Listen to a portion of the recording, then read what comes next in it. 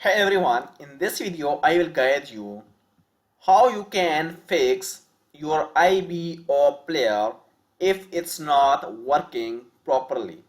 So there are some of the ways that you can check out in order to fix your IBO player. So first of all, check your IBO player's status. Visit IBO player's official website or social media for outages. If the app is shut down, switch to alternatives. For example, Strix, HSGO or FootyBite. Now, restart the app and device. Close IBO player and reopen it. It may fix your problem. Or also, reboot your phone, PC or router to refresh connections. Also, check your internet connection.